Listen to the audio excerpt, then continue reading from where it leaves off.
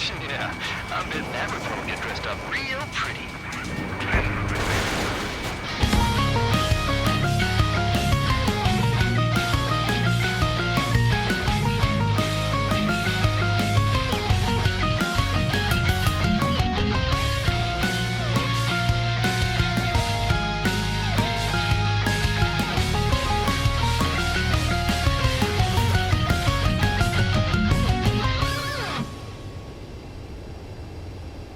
Welcome everyone to the latest episode of The Testing Room, where three of the gaming industry's best video game consultants, who have never actually consulted on a video game, bring you new topics each and every week. As always, I'm Alex, aka The Godfather, and no, I'm not having an earthquake. I have a dog that is trying to pull me out of the chair over a ball. I'm Christian, aka Suda45. I'm Preston, aka Funkadelic Jedi, and mine's just chilling out in my lap. He's just hanging out. Did you add an L to Jedi? He did. How did Yeah, you say Jedi. that again? Did I? I Never might have slurred it. Yeah, you never I said didn't mean Jedi. Jedi, Jedi. Funkadelic Jedi. Hey man, maybe that's what Don't they're add called on the new TV show. I know there's a lot of controversy. Maybe that's what they are now. I know there's a lot of I'm not the biggest fan of what happened in the last episode, but we'll talk. I still haven't caught up. I will. It won't be story-wise what I don't like. Well, there is something story-wise I don't like, but I'm not going to say it. But just show-wise, we'll talk about it. All I saw was that there was a bunch of people typing in all capital letters, Disney, you don't have to explain to me what the Force is. And, No one wants to be explained. Yeah. That is... I saw that there was a. I don't want. All I could think of when I read it the first time was, "Is this? How, do you want midichlorians? Because this is how we get midichlorians." I don't think they explained it like that. Yeah. Well, last time someone tried to explain the Force, that's what we got. Yeah, I can tell you what was wrong with it, and it's not that. Someone else, they have another reason that they're not very happy with an idea that came up. We're really upset that they brought in this cool new Jedi character and gave him zero to little backstory and then just wrapped up his story, and we're like, that's him, and everybody's like, oh, okay. That's the story part that made me mad last episode. Yeah, that's what I read today. So there's no spoilers. I didn't see how it wrapped up or anything. There's supposed to be some flashbacks because we're getting told one side of the story. Apparently they said they're taking a lot of influence from a Japanese movie. It starts with an R. I can't remember the name of it, but the whole point of it is you get to see the scenario from different points of view, so you get different information from here and there. I'm like, I don't want that.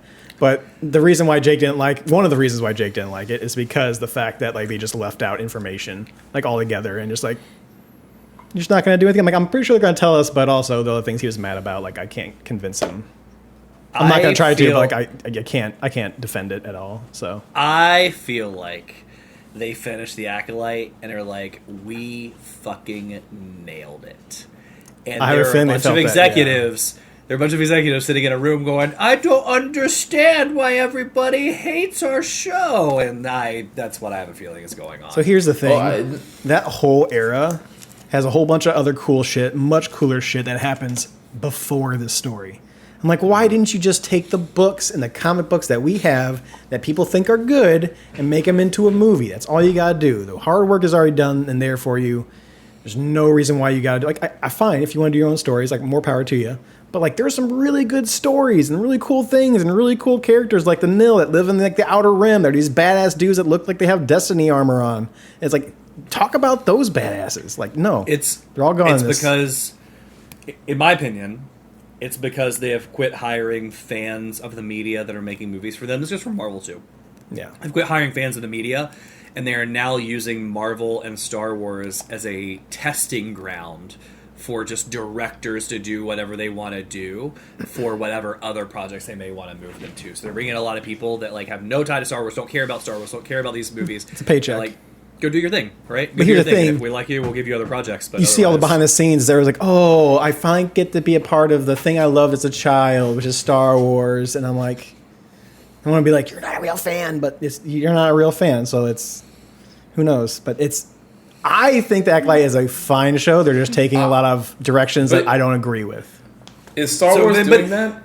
Alex, because I thought Dave Filoni is supposed to be some massive super fan of Star Wars. Filoni is running the universe now, but Filoni That was I don't. after I they think hired them Acolyte. for this. I say Yeah. Acolyte was already in the works. It was. So the first and only thing Filoni has done so far was Ahsoka, which tied into Bad Batch, and Bad Batch actually the season whatever latest one. Mm-hmm. But I think that's all he's done, and he'll have other projects. But this is already going. This is already in the works. Oh, so he was just letting this one rip. I Yeah, see. he wasn't gonna be like, "Oh no, you can't do it now." He's like, I guess So Preston, can I ask you a question? I don't know why Sure. I'm asking this question. Oh wait, I thought he was a part of Book of Boba Fett too. I don't think so. he But then had. how did- I think he wasn't he's like. after. I mean, well, he wasn't like the story like guru until after those things. Okay, because I thought he got that like. He had parts. He had a part in there. I'm sure he was like a producer or something like that on it. Well, like they specifically call him out about the whole reason. He's the whole reason why Patton Oswalt's thing, like the opening, got in there. Yeah, good Yeah. point. That may be. Yeah, you might be right there. So, but Preston, can you actually say like if you have nitpicks, Dave Filoni, Jon right? Favreau. Like you have nitpicks, and you're like, I don't like the direction of this, I don't like the direction of that. So if they're doing things that you don't like the direction of, can you actively sit there and be like, I mean, I still think it's fine. Yes. So I think this is fine. So here's the thing: is that you know how I said they're doing it from different perspectives, so they're leaving Yeah. information out, so that way they leave you questioning what's going on. Sure. If they don't properly answer those questions I have by the end of the Okay. season, I will say this is a bad show. So right now it's the benefit of the doubt. You're giving them. Yeah, I'm giving the benefit of the doubt, but the things that Jake and a lot of people don't like is something that doesn't have anything to do with that, but it has a part to do with something they did in the story, which is making everybody very mad. And I can see Yeah. why that would make someone mad. You have to have a movie or a TV show be on the level of whatever that most recent Thor movie was.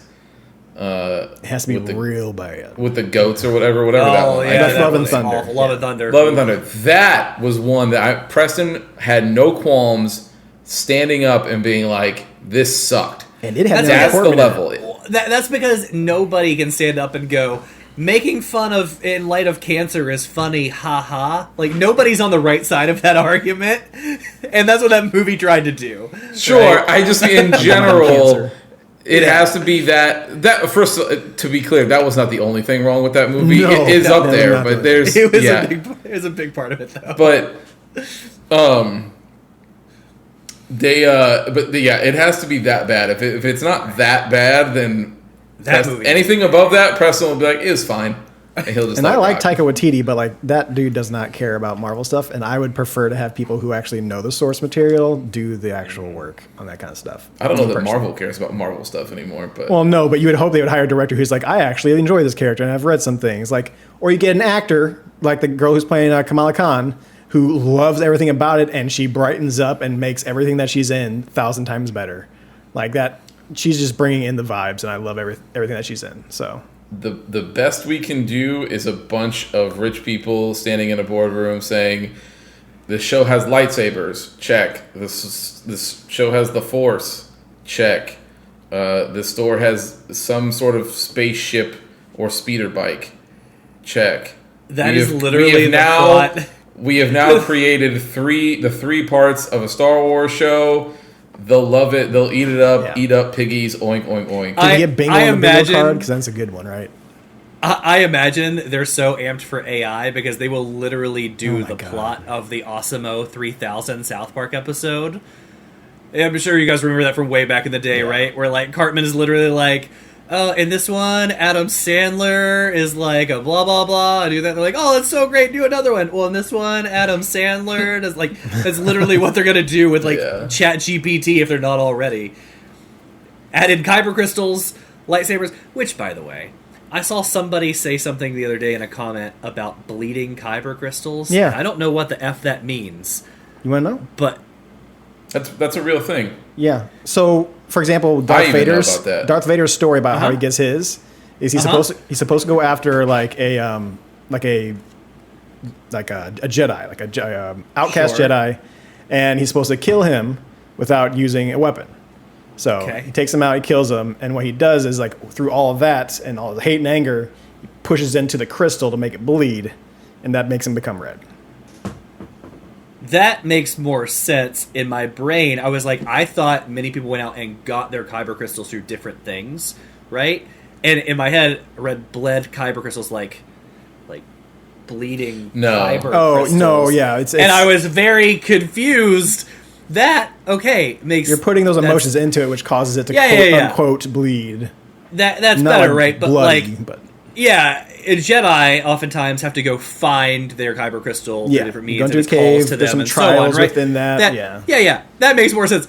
Okay, because when I read it, I was like, so they just took a little I knife took it and made it bleed a little I bit. took it very literally when I Yeah. read that. I read that title and I was like, "What is going on here?" That makes more sense. Yeah. Anyway, welcome everybody to our Star Wars cast. Yeah.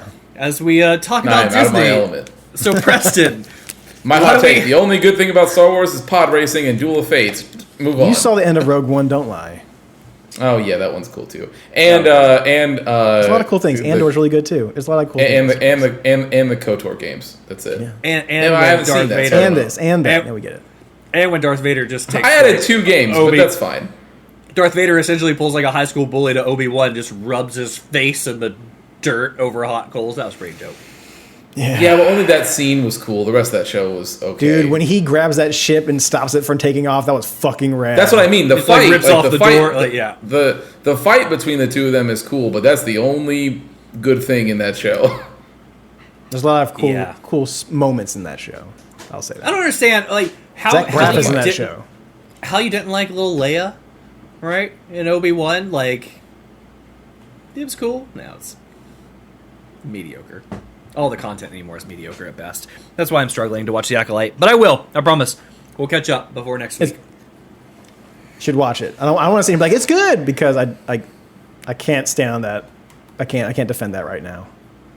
Okay. We'll talk about it. Well, a little bit. what do we have over in your corner? All right, over in the comment corner, you got one comment from our You friend. gotta do a little animation from that. Yeah, I know, right? A little stutter. Just get the combo breaker sound from Killer Instinct. Is he going to ask about the Nintendo Direct? Nope. Comment a from lot of good Jake, stuff on there. aka Odin.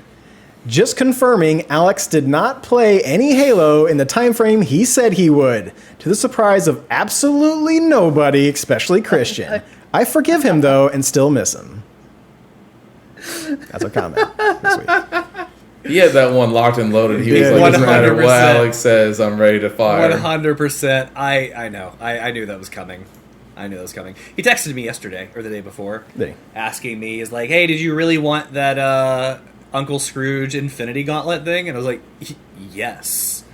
He's like, "Okay, I got it." I was like, "Cool, thank you." Yeah, not a a couple of joke. those. After we did the last Uncle Scrooge, that thing was fantastic. Like, Hey, I'm not saying that we did it, but we did. But they're doing a whole lot more of those like Marvel Disney crossovers now.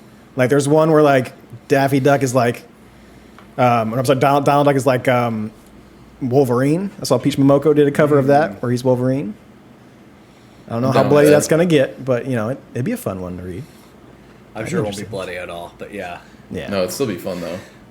Yeah, that would be really cool. So, okay. Thank you, Jake, for your comment. I it's appreciate kinda you cool. making me feel like an even more terrible friend. So, thank you. You're a busy for- boy. You're I know, gone. I have been a busy boy. I have. I get to see a lot of fun parts of the country. I get to see a lot of not so fun parts of the country. I went to somewhere today where I've never been, which was Tuscaloosa. Tuscaloosa. In Alabama, and yeah, it was The mediocre. one place. listener we had there is immediately offended. I You didn't say anything I bad don't about it. I didn't, but it sucks. No, So, I like, was saying Preston's name of the town. yeah, Tuscaloosa? I didn't realize how close Atlanta was to Alabama. Like, I thought it was a decent way. The whole trip was 2.5 hours there, 2.5 hours back. And, like, the 2.5 hours took us to, like, the middle of Alabama. So we were very close to the border. I didn't realize that in Georgia. But there's not much. There's not much. It was just, like, I've been to a few places in Alabama now. Like, now Tuscaloosa and Birmingham. I feel like I've been one other place. And I think I've seen the whole state. Like, between those towns, there's nothing I was gonna say, at I mean, all. you just check mark one of those towns, you probably got it, but Yeah, it's just trees. That's it. That's I'm how gonna I say, feel about most of the South, but Georgia's that way. I mean, like, I'm not speaking bad of Georgia. Like, you have Savannah and you have Atlanta, and otherwise, like, there's nothing between us and Florida. I mean, that's Surprised you didn't think not about much Scrubs there. while you're out there in Tuscaloosa. Does Scrubs take place in? No, but the think so. chief of Sacred medicine Heart. has a song he made when he was a singer. Oh, he does. My You're right. A Tuscaloosa Tuscaloosa heart. that was heart. a Yeah, he fucking does. deep cut. He Jesus that is a Christ. deep cut. I was wondering why I heard about that. I'm like, why have I heard that place before? It popped in my head, like doing the accent, maybe a Tuscaloosa heart. Yeah, Dr. Kelso. Yeah, that is Dr. that is Kelso. true. Hilarious. All right. Well, thank you for the comments. Who wants to kick things off this week? There you I'll go last. All right, that works for me. We have our order. Christian, go ahead. All right, so I played more Euden Chronicle 100 Heroes, mostly because I had a little extra free time because Alex and I finally did it. Yeah. We beat Eureka. We got the Ozma mount. It was a triumph. It was the most terrifying thing that we've ever done. There was a moment where we didn't think it was going to happen, and then we had a random opportunity. We jumped on it, and then the last 10 minutes or so was Alex and I in complete silence, only calling out mechanics, and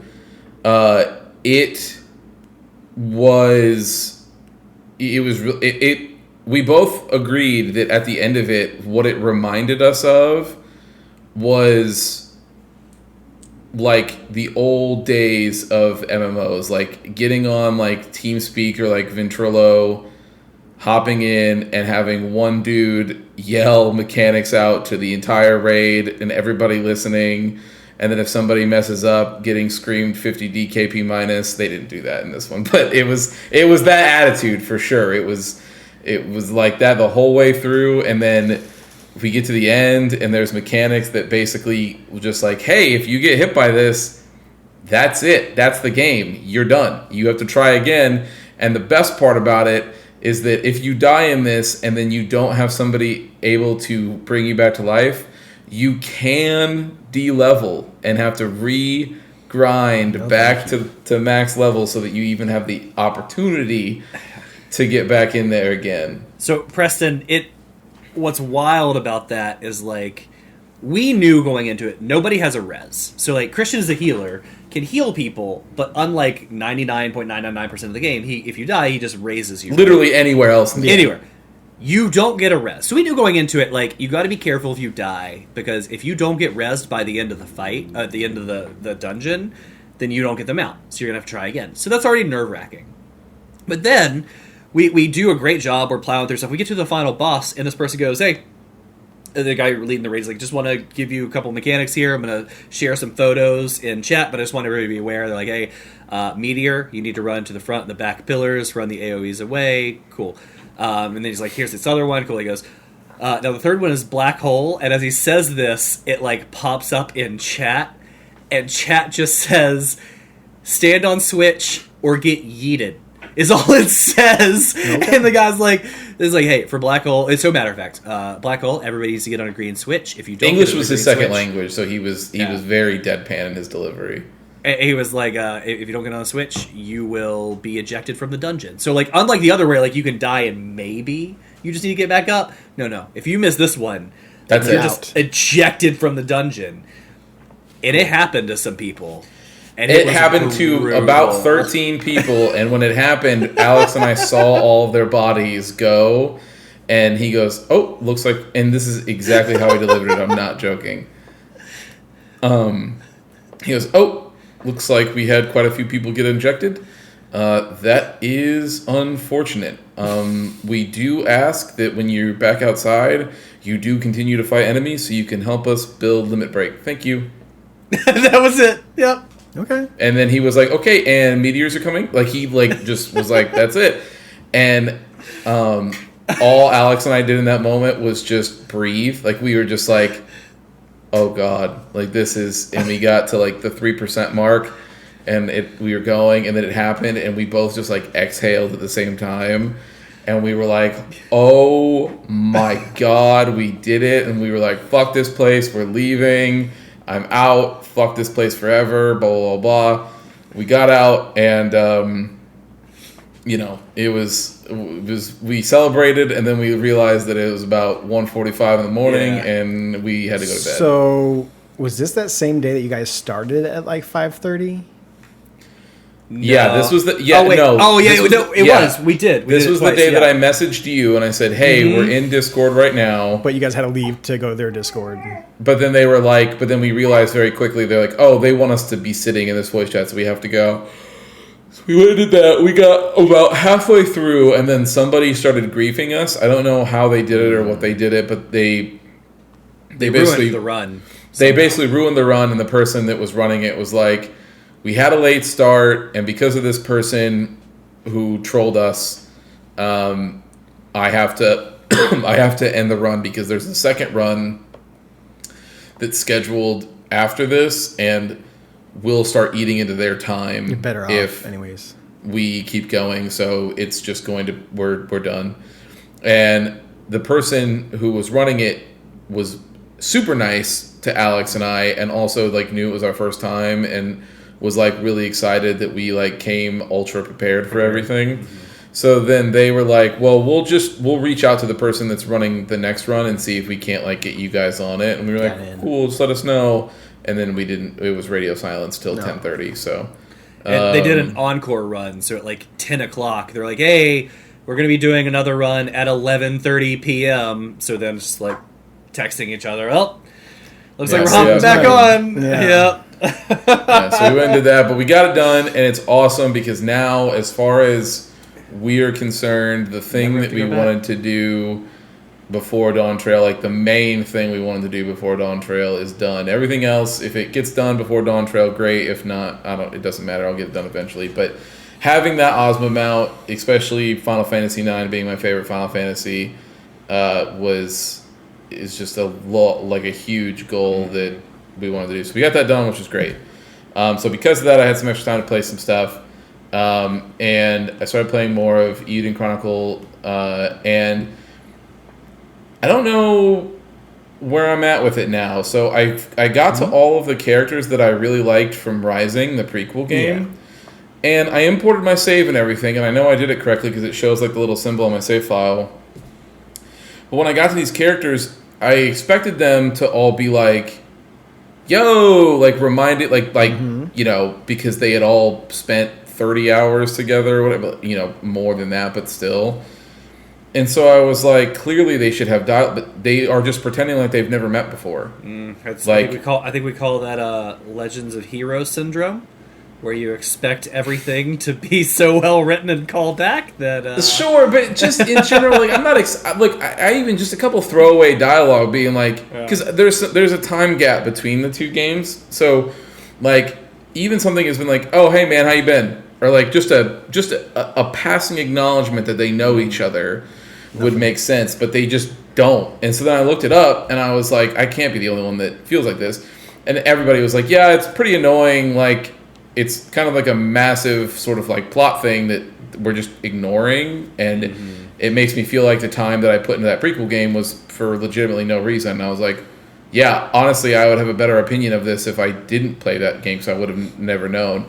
The only nod that they get is there's these things called hero moves in the game, which is like they're like the best way to describe it is like they're like duo super moves basically. So like Okay. two characters can like Ultimate team Alliance, up to those do like combo super moves.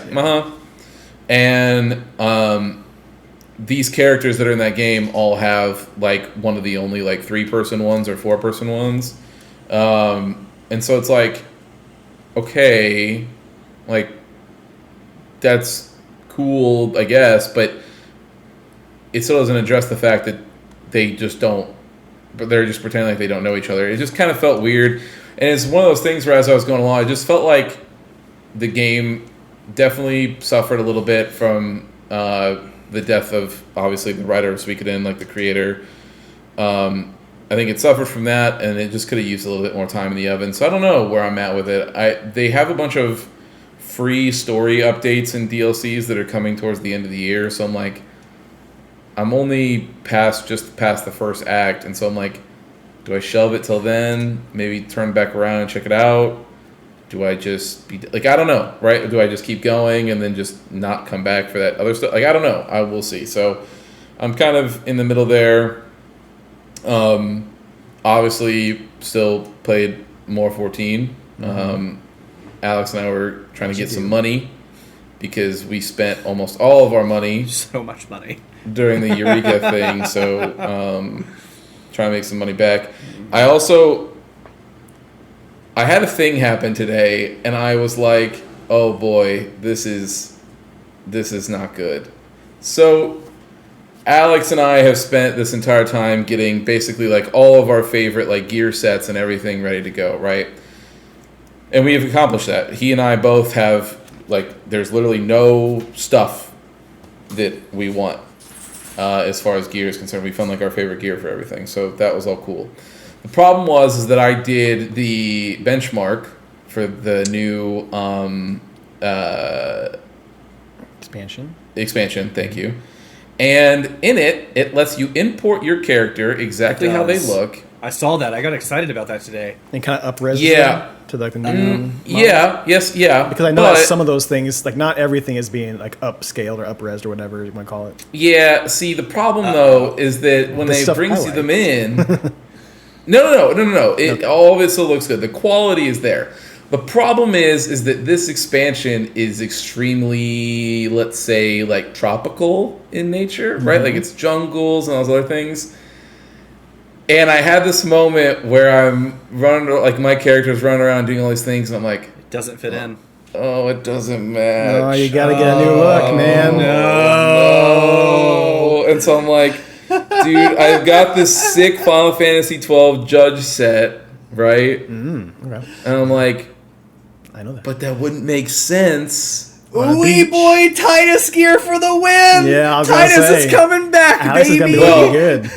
Look, I think that totally could work there. The Yeah. problem is going to be is that you'll continue to get no commendations the second you put that back on. Yeah. Yeah, so then I was like, damn, it looks like maybe I need to go grind out some extra glam sets just to have them be ready. So I don't know. Well, you'll But know I there'll was be like, a bunch of glam sets specifically for that area too, so you'll be able to unlock those as you play. yeah. But it's not there. Luckily for me, my Eureka gear, I dyed like a bright, fun blue. So maybe it'll help. I don't know. Let me tell you, if you go run that benchmark and then Yeah. put it in there, I promise you will feel differently. That's unfortunate. Yeah. It just doesn't, like everybody, it just doesn't fit. It's so annoying that how badly it doesn't fit, but it just doesn't fit. Like, it's mostly because of what all the other like their glow up. Like, you get to see a bunch of different party members, like, and their outfits. And so when they're in their new, like, stuff, you're just like, oh no, this doesn't look good. But yeah, that's just like dumb thing. But yeah, so there's that the Union Chronicle thing. What else? Play the game that we're here to talk about today, and I think that's it. The only other thing is I'm all caught up on My Hero and caught up on Demon Slayer. I now know the moment where Preston, because it was 2 weeks ago now, where Preston was like, better not do it. They're about to piss me off. Leave Mirko alone. So that the episode that came She afterwards. lost a hand and she lost a leg, and now she's got these dope ass fucking like robotic arm and legs attached to her.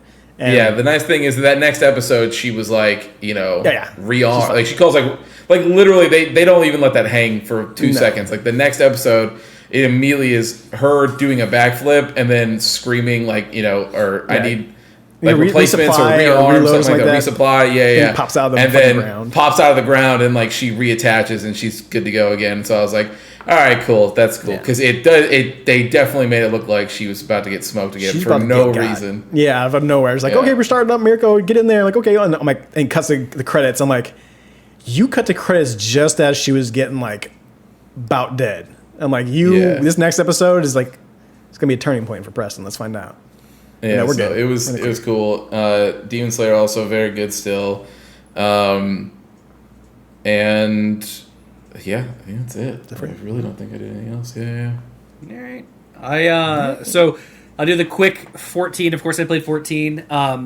I got my healer to 82 and a half. I'm just going to go ahead and try and get it up to 90 while I'm at it in the next few days or whatever. Christian, to your point about commendations, I ran dailies yesterday. First thing I ran as a healer was MSQ. It's in the main story quest. I got all 3 available commendations. I did a couple other things. By the end of the night, I had gotten like 17 or 16 commendations, and it was just like, ugh, disgusting. That's so gross. They hand them out, man. I know, to healers, so it looks like if I want to get my mentorship, I'm going to have to be running a healer. Do you want that? But it was fun. So I'll tell you, I do enjoy it. I do enjoy it. Same reason I really got into tank, and that's my primary now, because I've never done tank or healer in any game. It's always been DPS in every game, and finally in this game, you kind of get the confidence because the community try other stuff. So I fell in love with tank. It's because just tank smash is all it is, and then awesome. Healer's fun too because it's different, and I actually care more about healing than doing damage because I understand the role. I understand my role, so I'll do damage. But most importantly to me is just keeping everybody up. So I like it. It's cool. The best part about healers and tanks is that as soon as you get addicted to feeling the power of everybody else's lives in your hand, you just can't go back. The best part about a healer tank combo that Christian and I have is we found we can pretty much 2-man anything. If you need to. We can pretty much do whatever we want just between the two of us. He keeps you healed, you destroy stuff, yeah. Which is great. Even if it takes a little bit longer, yeah, it works. So it's and we've been doing treasure dungeons, and we think we've cracked a secret code that we're not going to share here, but the two of us have been reaping the rewards on the treasure dungeons, so that's been great too. Okay. But yeah. So other than that, I continue to play a little bit more of Hellblade. I'm still in a weird spot with it. I don't think it's going to change until I finish. It's either going to, kind of like you in Star Wars, it's either going to finish well or it's going to be okay. It's going to be fine. And then, of course, I played the game that we're going to talk about tonight. And I don't want to give anything away, but man, there's a couple of moments where I did some shit in that game where I was just like, I feel so fucking cool. I know. It's been a while since I've wanted to play a game before we need to, because I'm like, this is really cool. I felt really good. So I took it a step further this week. Because I've had a plane for a while that I really like, and I'm modding out. But this week, we didn't do the full screen first person. We actually did the whole playthrough cockpit, where you could see the cockpit and playing through the window. Yeah, it was wild. Nice. So, anyway. There's a mission that we'll talk about that when all I kept thinking was you talking about, doing the cockpit view or even the first person view. And the entire time I was like, no. Oh, dude, I can't even imagine how this would have been during that view. Sure. We'll get there. Wild. Yeah. So, yeah, we'll get there. So, anyway, that's been my week. That's been my week. Yeah. I have played, obviously, the game we're talking about. I played a lot more of Nine Souls. I played a couple of good more hours of that. I'm really liking that game. Parry Steel feels fantastic. There's different types of parries. So I got some things unlocked to where, parrying a ranged attack will deflect it back at the enemy. I'm like, fucking love that. And then you got another thing to where it's like, okay, so they have an attack to where if they glow red, you're not going to be able to parry it, so you want to dodge out of the way. But if the body of the character is glowing green, you can parry in the air, and it kind of gives them a little bit of a stun. So if you see that coming, you just jump up in the air, press your parry, and you can get them that way as well. I spent probably 30, 45 minutes on one mini boss, and I didn't hate that I did that. That is a sign that I will like this game. Because you get me Elden Ring, something like that, I get frustrated, I'm like, fuck this game. But this one, I got this mini boss, I'm like, I know I can get him. I know I'm just messing up, I'm not reading this one right, I'm getting killed in 2 or 3 hits. But I'm like, I know I can do this. So I kept on doing it. I put, some Street Fighter tournament in the background while I'm doing it. I'm like, nope, let's keep on trying over and over and over again. And you're sitting there, I gotta get space for heal, so you kind of run away a little bit, get a heal in real quick, which is really funny because all they do is it pulls out his pipe, smokes the pipe a little bit of green smoke comes out, and he gets healed up.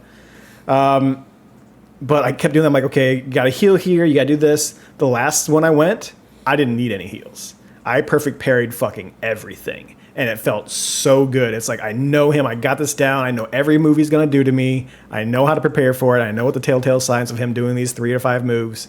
So I got it, and it felt good. It felt real good. So I'm really enjoying this game. The setting and like the tone of the game, like, 'cause it comes off as like this cute, like little animated, like, oh, we're in a hack and slash, on a action adventure kind of deal. I call it like a search action game, Metroidvania, whatever you want to call it, to where, you know, you've got the map, you're going through, you're getting up other upgrades to open up these part or get to these past this section of the map. And at first it looks cute. It's got that cute animation style to it. And then something happens in the story and it takes a left turn. It's very dark. So that kind of gives you the vibes of what you're going to be kind of dealing with this entire thing. But it's like this. At first, it starts off to where it just looks like, you know, old school Japanese type of style, and then it gets real sci-fi on you real quick, like very like cyberpunk kind of deal.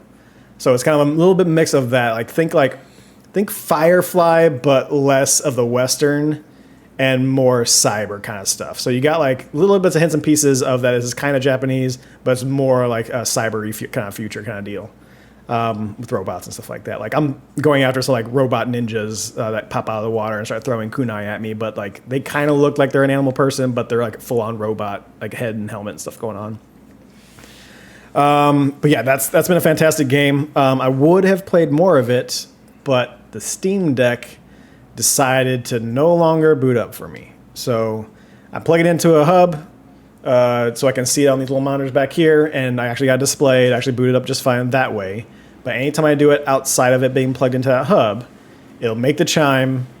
But every time I boot up the Steam Deck, it does like a random intro video. So whether it's the song from Gundam Wing, or whether it's that one Dragon Ball one, or whether it's one like the Marvel Studios one, like you'll hear the music, and when you turn it on, right? I don't get any of that music. The haptics work a little bit. Like you can kind of feel like the touchpad. I can kind of feel like the little rumble from the haptics. But that stops after a couple minutes.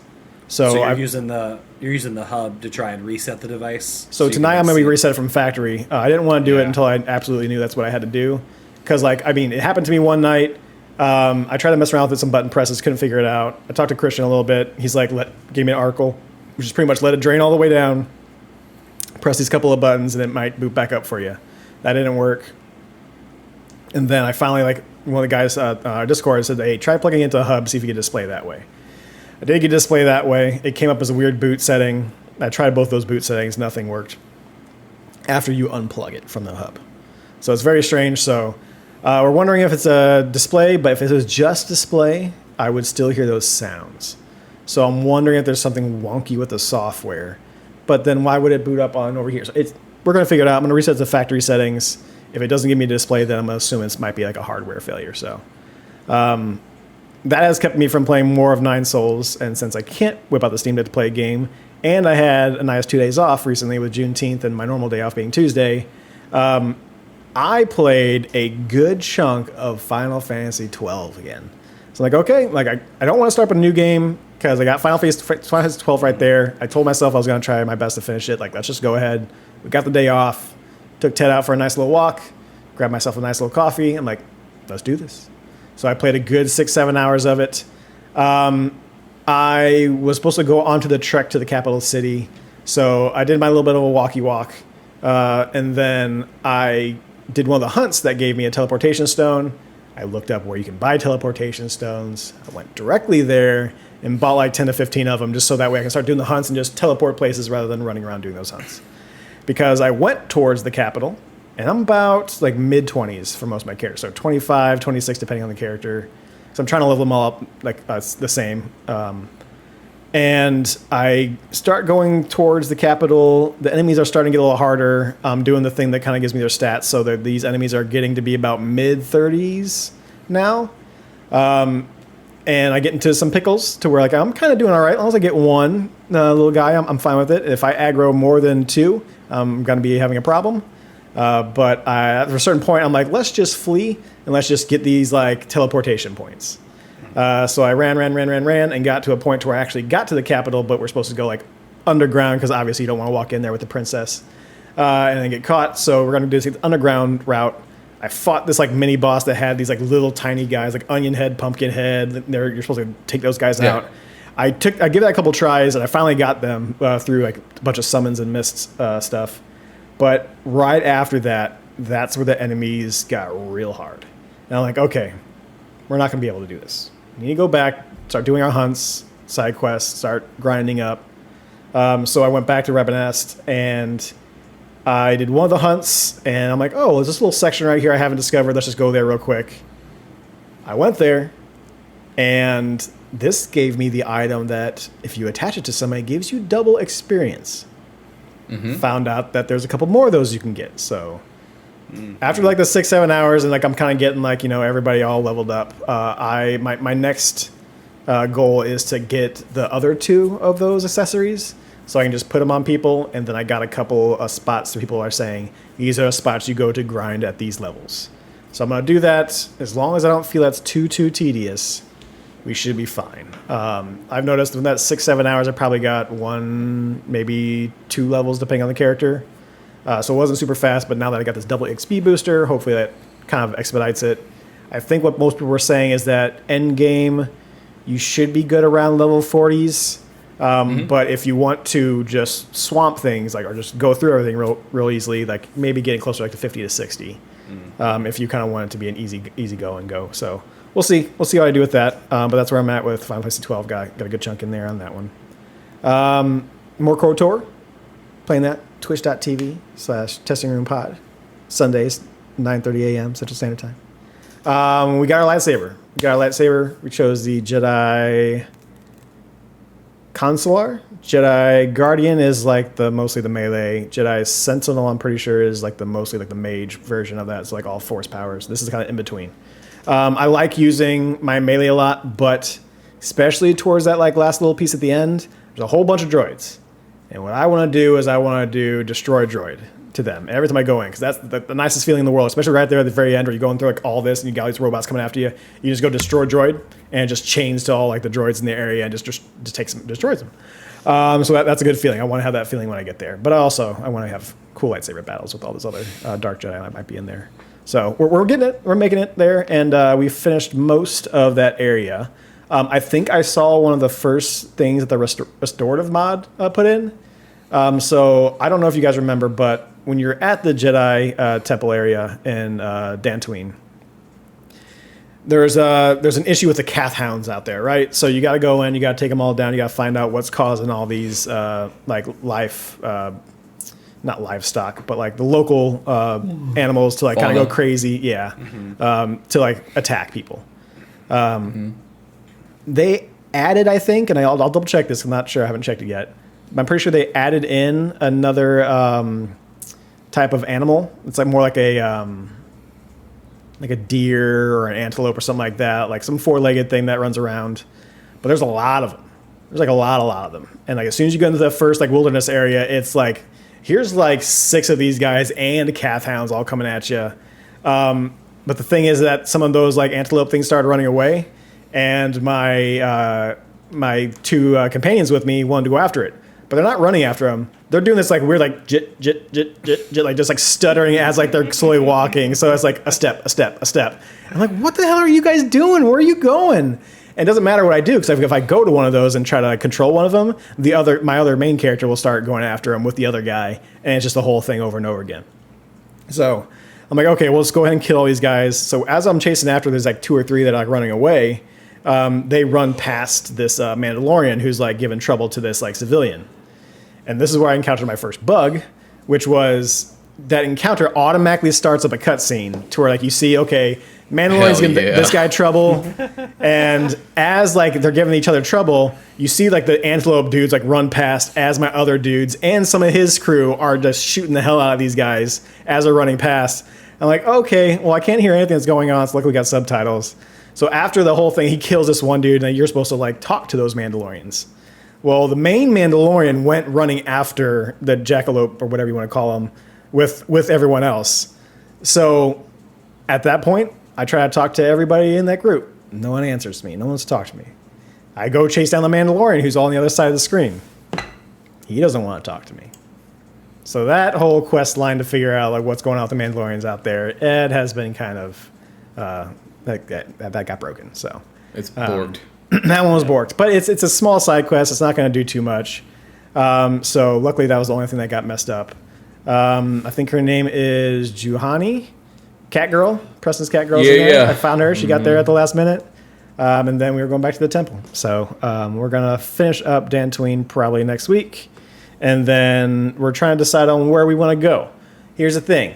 You find yourself a forest crystal cave there. You get all these cool forest crystals. None of them are fucking purple. So Preston wants his purple lightsaber. He going to get that purple lightsaber. There's a couple places you can go. You can go on Tatooine and Kashyyyk. You have the Dark Jedi who show up there who can drop possible purple lightsaber crystals. And then I think there is one you can find in a tomb on Korriban. And I think there might be one you can find on Kashyyyk just naturally as well. So we're trying to decide where we want to go based off of those three because that's where you'll get your purple lightsaber. So I'm trying to decide which one to go next. Is there any place that you guys would like to see me go next, personally? Do you want me to go to Tatooine with the Krayt Dragon? Do you want me to go to Kashyyyk, where we get the cool-ass hermit Jedi that's hanging out there, old man hermit? I always like Kashyyyk better than Tatooine, but the Krayt Dragon sounds cool. So that's the problem is that I normally would agree, but Tatooine in this game is cool as fuck because you get all of the Desert Raider or Tusken Raider stuff, while also the Krayt Dragon one. That being said, you can only get a lot of the Tusken Raider stuff if you are like a gray Jedi at the time. So maybe Kashyyyk is the way to go so that you can get some extra story points to, you know, Do what I gotta do to get up. do to what that you got to do section. to be able to get that content. If that's what you're going for, I think it's cool as fuck. But I'm just trying to go through naturally, just going through like what I would like make as decisions and stuff like that. So if I feel like being mean is the proper thing, I'm gonna be mean. If I think that doing the good stuff is what we should be doing, that's what we should be doing. that's not true because you let Karth off the hook all the fucking time. Yeah, but I also kind of talk shit to him too. And the whole thing with Dantooine was like, who do we take with us? I'm like, well, Bastla's not coming, so we're not doing that. I'm like, okay, well, we definitely want Kando the Mando. He's going to be coming with us. And I'm like, who else would be good? I'm like, you know what's really fun? Is taking Karth with you. Because both Karth and Kando fought against each other in the Mandalorian Wars. So we got a bunch of fun little dialogue of them going back and forth with each other. I'm like, yeah, they're gonna talk shit to each other. It's gonna be real fun. And you got Kando pretty much calling him a pansy, being like, oh, you want to be sad about this? You had all your Jedi, and you're more of your your bigger army, and we still made you guys sweat it out. He's like, I know what I'm doing. I'm a soldier. He's like, we're going out there, we get the job done, no matter what it takes. He's like, you're over here trying to sugarcoat shit and giving reasons to all the kind of reasons why you want to start a war. And that was a very fun dialogue. I'm glad I chose though to kind of hang out with because they like to go at each other's throats, and I think it's funny. And I usually side with Kando as far as that's concerned, so it's a lot of fun. But yeah, KOTOR's cool. KOTOR's great. Go watch me on Sunday mornings. Other than that, that's it. I posed a question to Preston while he was playing the other day. He had I just asked, like, Yoda's race, right? Do you think when they tan, do they get more green? Or do they turn a different color? They go brown. Because there was, like, this weird off-color brownie, like, skin tone for this character. You're wondering if he got in the sun too much and became a little brown? Like, do you think that's what they turn, like, they get when they're... Because we've seen Yoda at multiple different stages of green throughout But they've always been green. But they're drastically different colors of green. But you wouldn't throughout you didn't get any brown. So even if he was outside, like, he was in Geonosis. There's a lot of sun out there in Geonosis. He didn't get any browner skin, if you will. This is the mailbox argument in Mordor thing, and I am moving straight past it. I can give it time. The question that I have for Preston is, and it has to do with Alex too. So Alex was similarly very against Souls games, and then he tried Bloodborne, and everything started to click for him, and then he was all about them. And the way you're talking about Nine Souls, I'm just saying, it sounds a lot like how Alex sounded when he was trying Bloodborne. Let me get through Nine Souls, and then we'll see. 'Cause I love the way Elden Ring looks. I like the lore. I think all that's really fucking cool. and then maybe I give Elden Ring a second try. But maybe 'Cause Elden your Ring, problem- but maybe Elden Ring isn't for you. Did you do Bloodborne? Like maybe a more linear, play a less little bit of open Bloodborne. world game would be better. Like maybe you might like what I was gonna say is if you like Nine Souls, you Sekiro. might need to go check out Sekiro. People are saying yeah, Sekiro's it's all parry. yeah, they're saying that's the direct comparison is more a Sekiro because they want you to parry in this game. If you don't, if you can't not learn how to parry in this game. I hate double negatives, but yeah, you have to learn how to parry. If you don't parry in this game, you're not going to be able to get anywhere. So we'll see. Yeah, I did like Sekiro. I thought that was a cool Sekiro would world be too. I get a it'd chance. be but- right up your alley and the knows? story and the samurai and all that stuff. And it's on Family Share. So Yep. Hey, if I'm super into it and I finish Nine Souls, I'm like I'm getting that. I want that itch again. I'm just saying the biggest thing that I've always heard you talk about is the idea of slamming my head against something for 45 minutes or an hour makes me want to rip my eyes out. And then you were like, But this so one, I sat. That's how it starts. who knows? Maybe they'll make a Souls game for Star Wars, and then I'll be super into it. Just gotta wait for it. But yeah, no, it's Nine Souls is great. But yeah, we'll see how it goes. The more I get through it, I think with Nine Souls it was more me. I just finished Tales of Kanzaru, Zao, and I don't feel like I got enough out of that game. Like it's a good game. It's not super simple, but it is kind of basic and simple. But it's the studio's first game, so I'm totally okay with that. I'm not deducting points off of Tales of Kanzaru just because of that. But I feel this has given me that. Okay, you like that game, but you didn't feel like you got enough out of it. Not enough of much of a challenge. Here you go, and this is what that's giving me that kind of fulfillment out of it. So, yeah, let's see if I stick with it. The story is going bonkers. It's just crazy. It's very cool, and I'm digging the style and the gameplay. So we'll see. Lastly, I didn't play any more games, but I did watch a movie. I watched Top Gun Maverick because I was feeling it. oh hey, there we go. I played part 2 of the Game Book Club. I'm like, God damn it, I'm fucking feeling this real hard right now. I'm feeling so fucking hard. I'm like, I'm watching Top Gun Maverick tonight. It's on. I think it was on Amazon or whatever. I just finished watching a couple of episodes of The Boys. Man, how about them mustaches? To be fair, there's only one dude with a mustache in the entire fucking Yeah, movie. but he's mustaching hard, It's- and it's he's the guy Goose who's Boy's supposed son. to have a mustache. Yeah, and he's the guy who's supposed to have a mustache. But I'm saying No, his goes mustache looks for it. very good. I've seen his mustache Mustaching before. hard. Yeah, but yeah, it's a good movie. It's not like a mind blower. Like it's nothing like Oscar worthy, but it does what it needs to do. It's a fun movie. It's got a lot of phenomenal fucking action in it. As far as like all like the fighter scenes and stuff like that, like I'm sure there's some CG in there, but I couldn't tell when it showed up. There is, but- outside of the crazy stuff, but like the normal stuff, if they sprinkled it with CG, I didn't notice. But the crazy thing is that Tom Cruise's Was- crazy ass made everybody do their own stunts. So It They- is. It Made is it a look more real. classic. It's a classic '90s action film made for today. Oh yeah, perfect. And has the best way to do a sex scene. It starts off, they get real close, he lays her down on the bed, swipes, they're having a good time just chit-chatting after sex. I'm like, that's what I want to see. Okay, you're putting down, you're getting the motion that, yes, they are going to get down and get dirty and get funky. And then it goes past all the awkward shit that you don't fucking care to watch anyways because you just want to watch a movie. You're not sitting there watching porn. And they have a nice conversation. They're all sitting there chit-chatting, having that after sex fun time. I would venture to say, Preston, many people are okay with watching the awkward Sure, sex but part of the movie. I could be even wrong. so- I'm just saying, like, there's also a lot of actors out there who is like, they always talk about how it's all weird and awkward and you kind of do this. Like, that's just the perfect way to do it. You don't need to show it. It doesn't need to happen.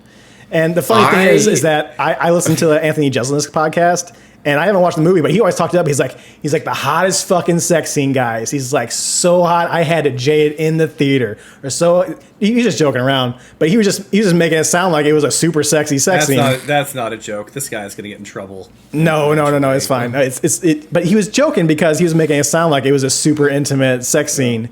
And I go to it, I'm like, okay, here it comes. And I just cuts directly to them just having a chit chat after sex. I'm like, that was great. That was good. He got me. He got me on that one. I did not expect a review of the sex scene. And Thank you. I was gonna say, can I say I now want anytime a movie has a sex scene You in want it me to and review Preston it? watch, I want the review. Fair enough. it was so not a part of that movie for me that when you said it, I was like, because they didn't really yeah, have one. I was like, I don't didn't actually even know remember it either. I didn't because even there know wasn't there was really sex one scene in there. movie. Yeah, It so was when you just- said it, I they was like, gave- what is he talking about? They let you know, and then they like, okay, but we don't need to show it. Continue. Well, let's continue with the Well, movie. Thank I you. would assume Thank you. I would assume that's more because they know that you're going to get far more money and fans off a PG-13 rating than R. Sure. Because if they felt comfortable in getting the money, I bet you they would have shown it. Well, I mean, you could do like a quote unquote more tasteful version of it to where like, you know, they don't show you things, but they're kind of hitting at it. They give you some side boob or whatever, and that's all you get. But I That need can keep you at Preston's.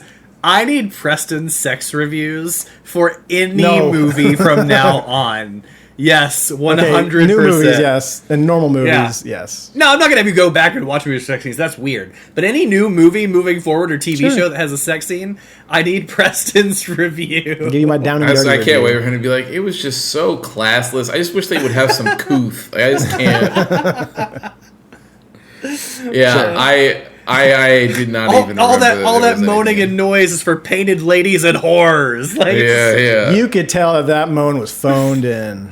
But No pleasure was actually had. I had no idea that was coming in the review. I'm glad to surprise you. either way, I'm you know what? I'm happy you enjoyed the movie. It was a great movie. It was a phenomenal movie. It's a good one. It made me want to play more Yeah. Ace Combat for sure. Definitely. Well, great news. I got We 5 did. more missions next week. Hey, yeah. Yeah, that's it. That's my week. That's all I got for you. This episode of the podcast is sponsored by Comic Headquarters. If you are looking for a trade paperback or hardcover, the guys over at Comic Headquarters can help. Even if they don't have what you're looking for, they'll offer to order it in for you. Visit comichqstl.com today, where you can contact them and order that trade paperback or hardcover that you've been looking for. Or give them a call at 314-433-5449. Let them know that the testing room sent you, and you can get 10% off your order. Well, then let's talk about some Ace Combat. Let's Yeah. do it. Yeah, so one second here, I'm pulling up my notes. So I took personal notes this time as well as I had a the couple of synopsis personal notes, that yeah. I have. Yeah. The story doesn't necessarily get any less confusing. That's If good. anything gets more confusing, we'll talk Yeah. about when we get there, but how many fucking names does one man have? Mihail? Mihai? No, the old man's name has like 10 fucking Oh. names. Oh, it's Yeah, just that's the him. one thing. That's Yeah, him, it's just yeah. Mihail. Yeah, that's it. It's No, it's not I mean, just it's- Mihail. It is his name. That is the same guy, and he doesn't want people to call him that. And that's his old name from the old country that doesn't exist anymore. But we'll get there. Did you write it down? Do you have the whole name? No, I'm No, looking because for it it's now. silly. No, well, we're gonna have to pull it up because that's They just don't I'm looking need it up to- right doesn't now. need to be done. Yep, I got it. You're good. God damn, dude. When I was playing through it, I saw this and I was like, "This will be a point in Preston's notes for sure." It's fucking like a paragraph. Yeah, the first thing that pops up is Mihail Salage. It's like no, Google. No. It's I got Give it. me so give me the, okay. so intolerant of other people's cultures. Anyway, so we start with mission 6 here, the long day, and this cutscene opens with Preston's the only thing Preston knew about this game and the thing he was here for. You will have seen it in the intro by now. JPEG Dog is here. And it Yeah. is just as weird as you think it is, considering that everything else around is a full 3D image. I got facts about JPEG Doll, but we'll save it for the end. Yeah. But this mission starts with a bunch of Mihai's background. So it was cutting to, him getting pulled out of the plane at the end of that last mission. His granddaughters, helping him with his breathing treatments because the old man doesn't breathe so good no more. And I'm quite positive that a doctor somewhere was like, hey, you'll probably be just fine if you don't go put yourself through 10 Gs. 10 G's all the time. Yeah, All the time. And he was like, yes, no can do'sville, baby doll. And then gets out of the thing. But, so... He seems like he's in a very unsatisfied and unhappy existence. Not only that, but he seems like the kind of guy that is the exact way someone to describe when somebody's like they don't just make them like they used to. That's who they're talking about. That's who he believes he like. He's just Sure. like I'm a dying breed kind of old man. Oh yeah, I'm sure he thinks all of the young kids are weak and entitled for sure. Until a little bit into this playthrough where he's He's the kind of old man who gets upset because everyone's getting a trophy. yeah, but he gets put in his place. He gets put in his place later on here, but we'll get there. So yeah, so this mission is we are back with our criminal comrades, and we are part of the 444, and we are getting sent to clear out a bunch of anti-air placements, and they straight up just say, look, you guys are going to go out there, and we're going to have you shoot as many of these anti-air emplacements as we get down, and if you run out of bullets or ammo or anything, just use your plane as a decoy, because that's all you're good for. So There's a resupply. It's not for you. Yeah, it's for the they other guy. basically say there's a resupply. It's not for you. Don't use it. It's for the real soldiers. Try to die in a cool way if you run out of ammo. More or less is basically what they say. Fun note here is that if you do not use the resupply, you get extra points at the end of the mission. I got it. I didn't even know you could. I didn't use it. They tell you, I think. Yeah, later so on. you would have gotten. Yeah, there's a moment where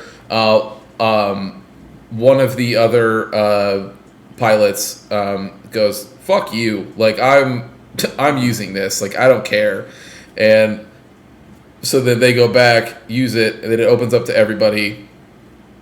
But they're like, if you use it, you're getting thrown in solitary kind of Slap you on thing. the wrist, yeah. But if you don't use it, you get extra points. So congratulations, Alex, you got extra points at the end of the mission. But yeah, so we're going out, and about halfway through this mission, we get a bunch of UAVs that launch to respond because they're pretty pissed that we're blowing up all their anti-air emplacements. And we lose 2 people in our squadron in this mission. So High Roller and then one of the other just random spare squadron members. They're one without a call sign. But we lose both of them in this mission.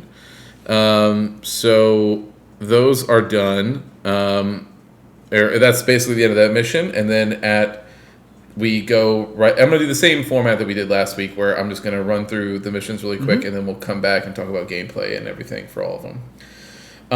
So then we have the next mission, mission 7, which is First Contact, and this one I actually thought was pretty cool. So this is the mission where you originally are going in to try and blow up a bunch of radar stations that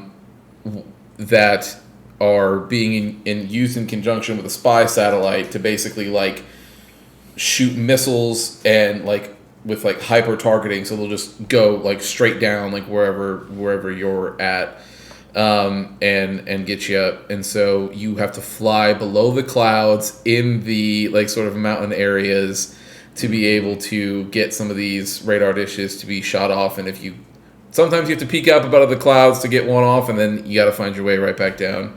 And that is the first half of the mission. The second half of the mission then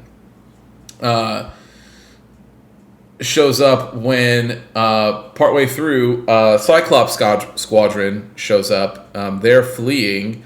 And as they're fleeing, you are given, the mission to sort of help escort them through the area. And during this moment, they don't know who this is. Like, our characters don't know who this is, but we know who it is.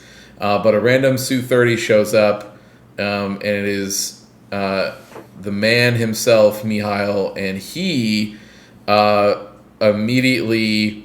everybody is told to flee. We have Champ on Spare Squadron who decides he doesn't feel like doing that, and he's just going to smoke this dude because the plane he is in is an old bucket, according to him.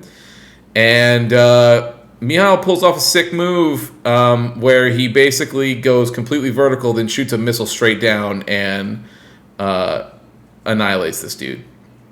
So Champ is done. And in this moment, he proceeds to shoot down one of the other unnamed Spare Squadron members and one of the recon planes. So 3 planes, bang, bang, bang, right there.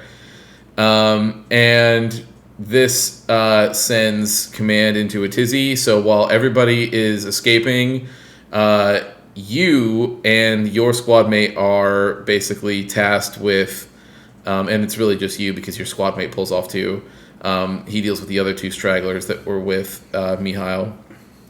And you are now in a crazy dogfight with him. So this was the moment. This is the fight that I was like, man, if I was Alex playing in the cockpit view right now, I feel like I'd be losing my damn mind. Like, this has got to be, some crazy shit in that view as far as immersion is concerned. So yeah, they get that done, or you go through that fight, and obviously we'll circle back to that because it's a very big gameplay moment. We'll get through that. But so story wise, you guys trade some blows. You basically have to get him to a certain sort of health thing where his plane basically starts saying, "You've taken too much damage and your body is falling apart. You crazy old man, you have to go land." And he has to pull out and leave the mission area. And when he leaves, basically everybody's like, "Oh damn, Trigger's for real. Like, this motherfucker could fly. Like, no joke." And it cuts to Preston's favorite character in the game, Avril, giving us a recap of the mission. And in that, she is talking to our squad mate, who basically is like, she thinks at first that he's the one who went toe-to-toe with Mihail, so she's trying to figure out all of this information. And as she figures it out, he's like, "Oh, I'm only alive because of Trigger. Like, had he not been there that day, I would have been dead for sure. It wouldn't have happened." Can I say, right, just that one part where she thinks it's him and she's like, "Oh, there he is, this like fly boy with his always smiling." Dude, the turn and the dead face into the Joker smile was like the creepiest thing. It was it was very weird. Yeah. Where I was like, this guy's a villain for sure. Yes.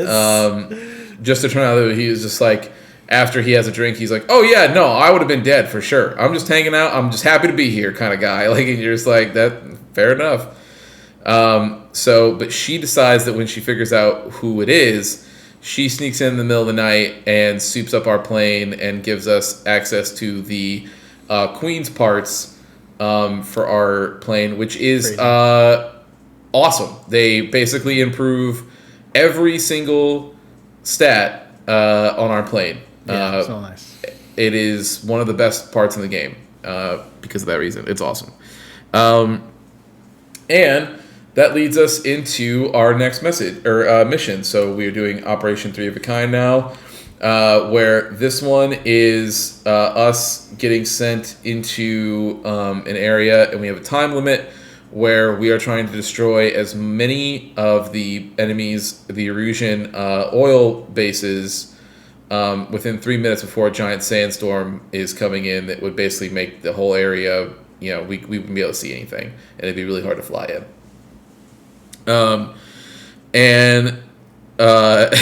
So this is another mission where one of my notes was here. So, you destroy the fuel bases, and then a bunch of them load up as much fuel as they can on trucks, try to flee into the sandstorm. You hunt down all of the trucks in the sandstorm, and if you kill most of the trucks, everybody in the squad just won't shut up about how much they love you. And it's true. So if you get the most kills in this, basically between the operator, Bandog, and every other person on Spare Squadron, they basically just spend the rest of the mission being like, "Yo, holy shit, Trigger's for real. Like, he's the coolest fucking dude, and I want to be just like him, and I want to fly with. He's so cool. Like they just don't stop talking about it. It's really funny. I don't know if it's this mission or if it was another one, but they were like, "Oh my god, like that's 11 down. That's the like, requirements of an ace or something." And then like, I was like, "Yeah, well, still shooting stuff down, so keep that number going." Yeah. Like, That's this one. Yeah, that's this Yeah. one. Yeah, and it's funny too because if you spend time also getting rid of all of the UAVs that are in there. And all the drones, they will also call that out and be like, "What can't he do?" Like they're just like they just keep it going, so it's really funny. But yeah, so you get to that mission, and that one goes by pretty quick because obviously it's a timed one, so you have 3 minutes to sort of do it and get out. This next mission was probably my favorite of this playthrough. So of this section. So this mission opens up. The briefing opens up with ourselves and Count and a couple other people basically getting told, "Hey, the top brass is starting to recognize that you guys can actually get some missions done. So kudos on that." And somebody goes, "So does that mean that I can finally get a fucking meal around here," or something along those lines? And they go, "Nice joke," and then throw him into solitary confinement. And you hear him get dragged away. And so I was like, "Damn, well, that's all right. That's what you get for opening your mouth, I guess." But this one is we are heading into another heavy anti-air area. And again, they want us to stay under clouds and other cover to be able to avoid a lot of all of the nastiness that is there. And as we start making our way through that, about halfway through, we see, it looks like, a bunch of allies that are heading towards us. But no one, Bandog and nobody else can figure out who or what is who they are, who they're associated with, and they can't get them on radio at all. They immediately start shooting at us as soon as they get close enough and take a pass with some machine guns and some of the missiles. And Count ends up getting a good idea that what we should do is everybody should pile up around us. Bandogs to send out a new ping. So somehow we have figured out that the enemy has been able to hack our IFF system, which should not have been able to be happen according to everybody there. And the only way around it is to set a new set of pings for friendlies, and then everything else around us is enemies. So after that happens, we end up shooting them down. But at the very end here, there's one more that Count is going after, even though everybody else says that there's no more on the radar and they can't see anymore. But Count says, "No, I still have one more. I'm going after him now." And he ends up shooting down full band. And Bandog basically says, "Oopsie, sorry, I didn't know it was him. he was I not tried." sad about it. No. He was not sad about it, and also there's very much everybody in the unit is basically like, "You did that shit on purpose." Yeah. Like We all have 3 pings. It's full band, and full band had made a comment earlier about maybe relaying some information back when he gets back to base, because he said in this kind of war, intel is everything. Like if you've got intel, then you can buy your way out of whatever, and then he gets shot down for it, on accident. But I thought this mission was cool as hell because, it just had a little bit of everything. But it was really cool to see sort of everything come together and you fight back and, do these things after they had figured out how to try to get around that. So that was cool. And then our last mission here is transfer orders. So, Avril ends up finding out that under the base, the commander is going to send basically most of the base one way while he's trying to escape to a separate one, and he isn't going to tell anybody. He was going to go do his own thing and then basically send everybody else either to barely survive to their death, who knows, whatever. But it wasn't his problem because he was going to escape a different way. She finds out and basically says that she wants in and wants to get on that plane out of here, or else she's leaking that information. And he goes, all right, well, there was one seat anyway, so fine, you can have it. She ends up getting out in a different way because the general leaves without her in those planes, but she ends up finding a seat on a different plane to be able to go. But this mission then has us take over, and Trigger and Count are basically providing support and an escort for the commander to be able to go from the base to the new operating area that he's moving to. And there's a bunch of camouflage SAM sites everywhere. There's drones that get launched that come in, or regular enemy fighters, I should say, not drones, that you are fighting. And more or less, the colonel just doesn't stop bitching this whole mission, just basically whining about whether or not you're getting to the SAM sites fast enough or all this other stuff, or are you doing this on purpose? Because blah, blah, blah, blah, blah. And you're just like, whatever. But as you clear out everybody and he's getting closer towards the base, Bandog basically starts noticing that there's a unidentified, aircraft that's flying in, and it's going real fast. Like, nobody knows where it's coming from. As it's flying in, you realize that it's a new type of drone that looks to be out of a space movie. It is very fast and is doing really crazy maneuvers that you have to deal with. But nothing compares to us because we're the coolest, and Trigger shoots it down. And as soon as you do that, Cyclops Squadron shows up. And they were tracking that thing and trying to find it, but they had about 3 guesses as to which one of us shot it down. They knew it was clearly us, and they were hoping to be able to disable it and then be able to study it or whatever. But since we blew it up into a million pieces, that can't happen. And so Bandog and the commander both throw us immediately under the bus and say that they tried to stop us from shooting it down over and over again, but we wouldn't listen, and so we shot it down. So everybody apologizes on behalf of us, even though that is just, very plainly not what happened. We were told to shoot it down many times, but that is that. So that is the 10 missions that we went through. So that is the story recap. I think you're missing one little small thing in the story. Was it pretty much when they said oh, you guys are pretty much our own force now, we're going to actually use you, not just convicts going into the fights, we're actually going to use you as an actual military thing. That is the beginning of mission 11, so that has not technically happened yet. Didn't we get pardoned? Didn't everybody get pardoned already?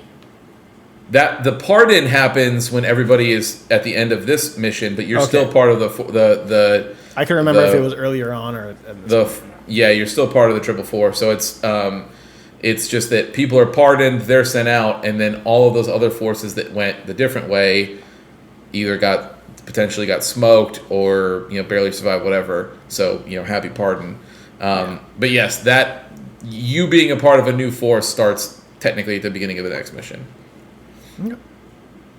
Yeah, but that is the story there. So obviously we can go into the gameplay sections now. So I'll end with mine. I'll let you guys go. So how did we feel about these 5 missions? What were some highlights for the gameplay? Everything like that.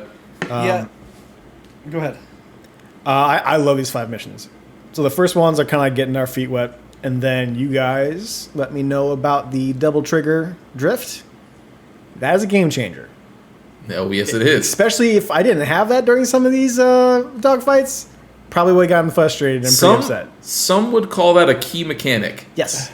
Yes. It even has a tutorial, so they want you to know. Yeah. Yeah. Especially with fighting Old Man and then fighting that drone. That drone was a big pain in the ass. Literally, the only times I got shots off on it is when I knew it was going to come across, but it was going to go so fast. I'm like, okay, we're just going to hold down the machine gun right now and hope I get a little piece here or there as we go through, because that motherfucker was turning hard every single time I tried to get him in my sights. It just did not work out.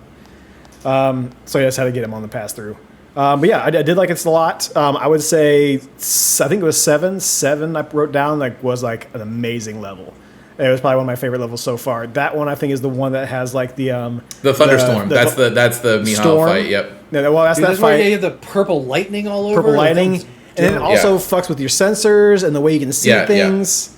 I love that mission. Like I just remember being in awe about that mission because you're going after somebody, and then all of a sudden the lightning hits, and it gets you a little staticky. You can't really see anything on your radar anymore, so you're kind of just going by what you see. I thought that was a really cool touch. And then when you're fighting the old man, Mahali, when he would it's fun fighting him in the air, but then he goes down into like that valley area where you got like all those giant rock formations, so you're weaving in between those. You're you're kind of worried because sometimes you're turning and you don't exactly know what's over there, so like you're turning and you're hoping not to hit another rock formation or like a side of a mountain.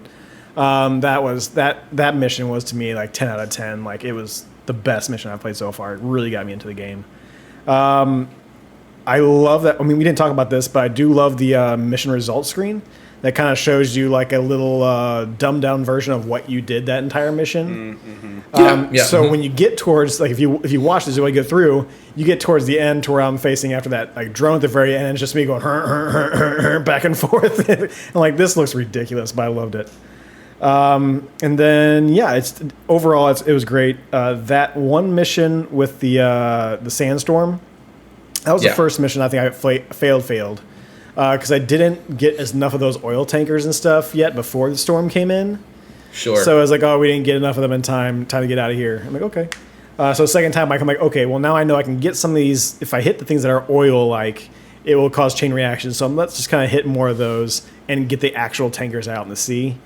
So I got through that, and then when it goes to the sandstorm section, I kind of got the idea of it, but then I go through, I'm kind of scraping the map, getting all of them. There's one more on the other end of the fucking map that I didn't get. So like they're all like in like 2 or 3. I'm pretty sure there's always 3 trucks, like oil tanker trucks in a row. So you get all 3 of them. And then the whole thing with this one is that like your radar doesn't work great. So like every once in a while, one of the trucks will bleep and it'll come up on your radar. So you don't really notice it if you don't hit them all until like later on if you're really paying attention. And I was all going on the other side. I had 2 minutes to get to the other side of the map. So I'm like, fuck. Like, all right, well, we're going full throttle. And I'm just kind of sitting there like, okay, just watching that timer tick down. I'm like, you better fucking get there. I'm going to get real pissed off. There's that one last tank trucker. And I just don't get it because of the timing because I forgot that one.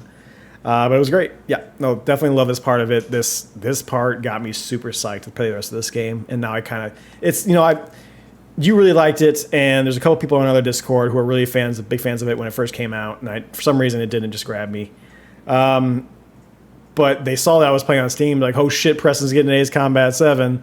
I'm like, yeah, it's pretty good so far. Now I know why they love this game. Like it's like this is the part that really got me into it. Like it's a great game. I enjoyed it for part 1, but part 2 really is getting me into it, like a lot. Yeah, this whole section for me was just like Alex lives Top Gun. Mm-hmm. There were 3 missions, so not the Mihai, because that one you're actually in like the canyons, and then the one where you have to fight the drone at the end. But the other 3 missions, you either had to stay in the clouds or you had to like essentially carpet bomb things. I played those entire missions like as low to the ground under radar as possible, and dude, that feels so good. But the big thing for me was there were 2 moments. So in the cloud mission, I think that was my favorite. So you had to just like fly under the clouds, and then like all the satellite things were on top of the mountains. Yeah. I died on that 3 times. It was the only 3 times I died this entire playthrough. Because you accidentally hit a mountain. No, it kept happening in the same spot. Out of the 5 things you had to take out, I would get like 4 down, and by the time I got to the 5th, there would be so many things shooting at me, and I would have taken... Because you can only get hit 3 times, right? If you're too high, on the 3rd time, you're dead. So, I approached that differently on like the 4th time I tried it, and dude, at first I was taking out everything. I would take out all the SAMs, I'd take out all the machine guns, and I quit. Dude, on the 4th time was incredible. So mind you, I'm in the cockpit. This entire playthrough, I'm in the cockpit. I can see the bars. I am zooming through those clouds, And the first one I take out, I come flying. I go straight up the mountain, like as low as I can go. And as soon as it gets red, I hit air brake to where my front dips down, and I just rocketed it and took off. And I like took off the other side and went straight back down in the clouds. And that's how I hit all 5 of them. Like I essentially would like stay in the cloud, go straight up, over, and then back down. And dude, it feels so good. But that it was like the first or second one where I was a little too close. And when you just hit that air brake and like tip forward and bang it and then keep going, it's like, it feels so good. So same thing like with the canyon, the Mihai fight was incredible. I was like just stay low, whipping it out as I could. The only thing I wish is like I would like more boss fights. Like the Mihai fight was cool. It wasn't super long. I would like to see more of those. Almost like when I watch people play Armored Core, right? Like, some of the fun things about those are just those wild, like, armor cores that you fight as boss fight, which I know the whole game is that. But, like, we've seen that one wild ship in this game that has the force field and stuff. Mm-hmm. We know we'll fight that eventually, and we fight Mihai. Like, it would be cool to have a couple extra boss fights along the way, and maybe we'll get that. But I would like to have that one. Then the Sandstorm, same thing. Like, Sandstorm, the first 2.5 minutes of that before the sandstorm blows in, I was 100 feet off the ground, just like blowing everything up in my path, and it just felt like a movie. But my favorite was the very end with that really fast drone. I only hit it twice, and I was having such a hard time like getting hits on it because of how fast it was. Yeah. That I learned from Mihai and pulled his move, and I literally just like did an air brake backflip and in the cockpit, and it came flying right under me. And as soon as it hit red, I hit the rocket as I was up top, and you just hit the X. So that was the only time this entire 10 levels, Preston, that I watched the entire end credit like polygon thing. Yeah. And you see my plane, and it just starts to like do a loop, and you see this guy coming underneath me, and like as soon as I get to the top, it just goes X. And I looped down and keep going. I was like, oh, feels good. That felt so cool. Like, so good. I'm glad you guys are digging it. Yeah. I've taken my tree all the way to the end. The only thing I have on the end are the two expensive planes, like 800 and 900,000. But I bought every mod along the way. So mix that with the Queen's thing, and I am fast and nimble. And so I'm going it feels good. A little bit on top and bottom. So like top is obviously better for air. When you go to bottom is better for ground. Middle is probably middling. So I'm like, well, I do want some stuff for ground because we got a lot of ground missions here and there. So like I went more towards the ground one. I saw one that was kind of looking a little sci-fi towards the end of it. I'm like, okay, that's the one I want to get, the goofy looking one. And then I kind of just explored the rest of that skill tree. And last week I said, give me fucking lasers. Well, I just got to go upgrade because there's apparently lasers. So I went towards the bottom. And the last couple missions I got the EML. So I have that, but I haven't used it yet. Dude, electromagnetic launcher. It's like an instant kill. So you get it on target, you press the button, they're down. There's no trail, there's no mission that goes out there. It's just instantly, boom, it's explosion. a railgun, basically. Yeah, it's fucking rad. But I didn't know how it was going to work. And I'm like, okay, so you're like, okay, I got it on there, got the red on there, hit it, instantly blows up. I'm like, oh, there's no waiting for this thing. It will just take out what you got. Yeah, the problem is that there's no targeting. I mean, there is. It's targeted, lets you know like, hey, you're on target. Red, yeah. But there's no auto lock because it's just a straight shot. So you have to be the one to line it up. But if you get it lined up, that's a wrap. It's done. Yeah, it's cool. There's so many times where I switched over to it because I'm like taking out some dudes and maybe waiting for the other one to kind of like respawn and reload. And then so I just go over real quick and you kind of get them on that strafe. Because if you're getting them straight forward, you got them straight forward. It's fine.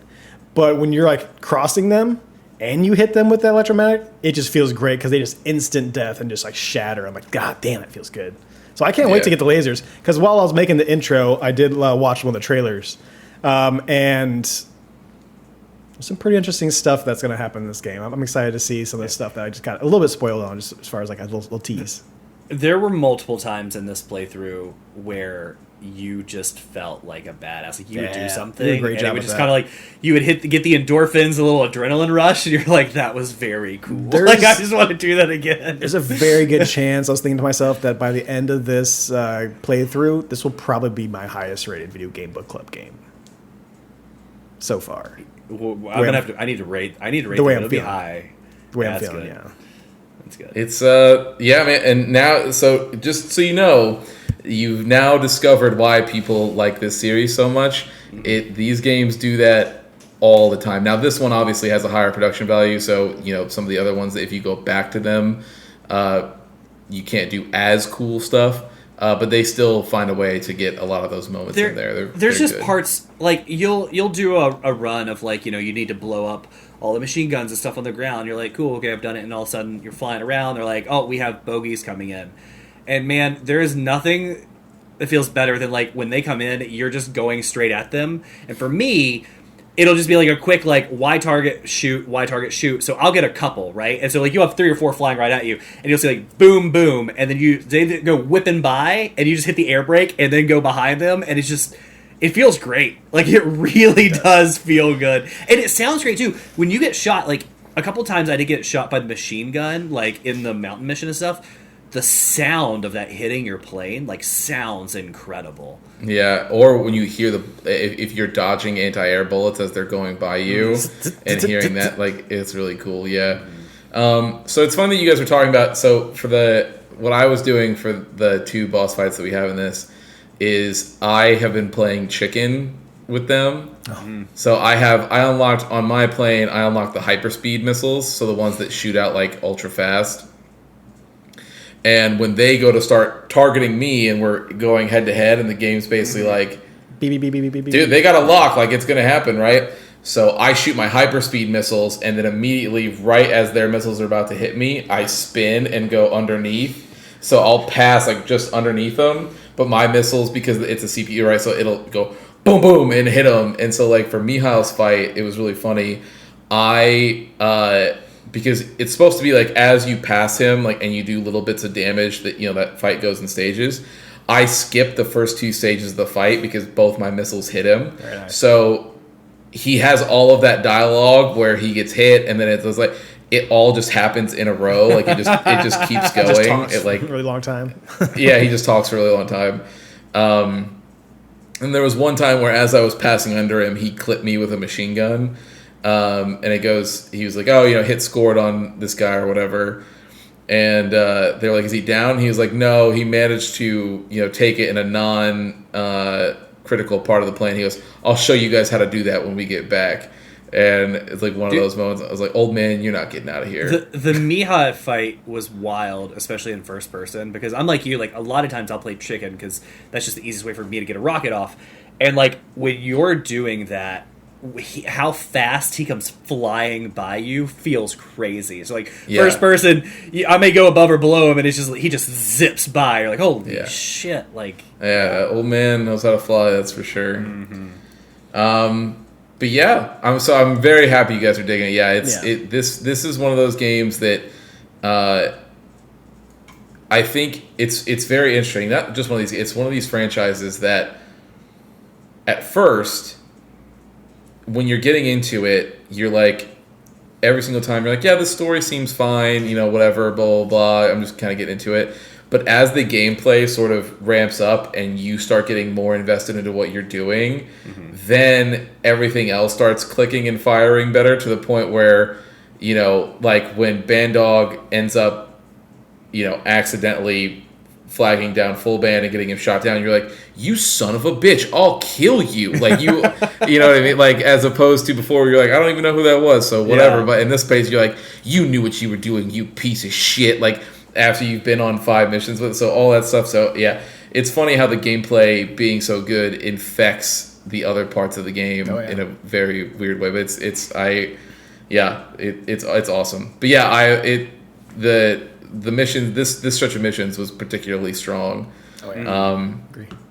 But yeah, we and I know Alex, you were saying you want some more boss fights, and don't worry, they are coming. The things in the trailer that gave it away for me, I'm like, oh, these are some cool you won't be let down. You will not be let down. Some good stuff. But also, man, you know, Alex, you were saying like, oh, something else is going on here during that last section. Well, people being able to hack our IFFs seems like that might have been something. Yep. And potentially will come back later.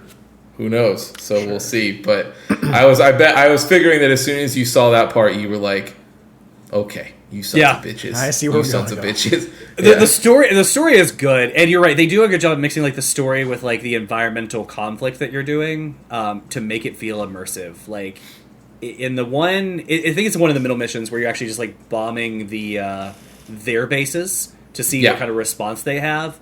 Like it literally felt like a movie when you're watching planes take off, and as they're trying to take off, I'm just like flying in from the side, like boom, boom, boom, boom out there. That's the Or you'll see- sandstorm mission. Yeah, You'll see helicopters taking off, like people leaving. It's like you're sorry guys. Yeah, it's You not gotta let it happening. go. Too slow, Yeah. my friend. Yeah, Yeah. dude, it feels crazy. And they do a good job with the dialogue, just like chirping in your ear. The warden of the prison just yelling. You're just like, I don't trust or like you.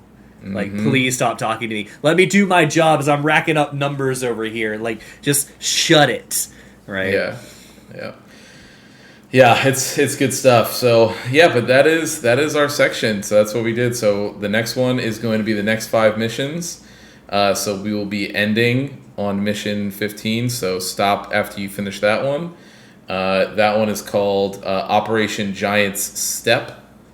Okay. So when you finish that one, you will know to stop. It obviously, they have the numbers, so you know Yeah, when the you are next on 5 mission missions, 15. yeah. But yep. So after mission 15, you can go ahead and stop, and then we'll only have one more part after that. So we are officially entering the back half of this video game.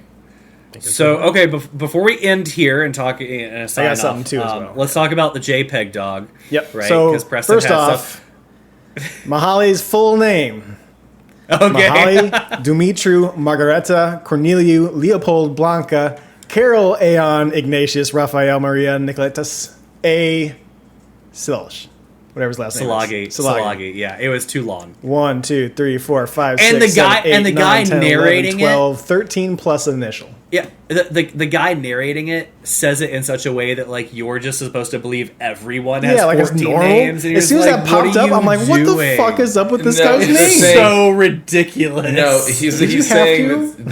that dude has that many because he was the ruling class in that country that doesn't exist anymore. There's plenty of And ruling so- classes all over the place that don't need to have 15 fucking Oh, names. Preston, do you know all of the ruling classes in the Strange Real universe?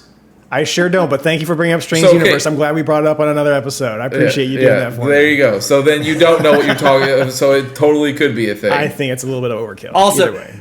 with Strange Reel, there were a couple times where they showed maps, and I went like, "Oh, well, that's just somebody pulled up North America, and, like Yeah. squeezed in a line here, extended a line." But that's Put all an extra that lake is. over here. Yeah. Yeah, like that is clearly just North America. Hey, legally distinct. Yeah. Legally not going to start a war distinct. But JPEG Yeah. Dog. All right.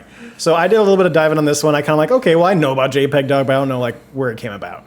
So somebody that we pay attention to, Mr. Pat Stares At, was streaming this, and it kind of became like an on fire meme. He had like a little clip of it. It got like 500,000 views in like 5 days. And then they got a response.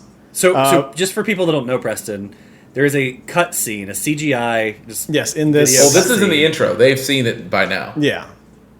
That's fair. Yeah, but it's just like a, He's in the intro, a yeah. JPEG of a golden retriever So- with a bunch Yep. of CGI characters. Yeah, and then they became a whole like funny thing, like, oh, what a good boy, and then they kind of got weirded out, like, this dog is not moving. Is this a JPEG, like in a 3D animated section?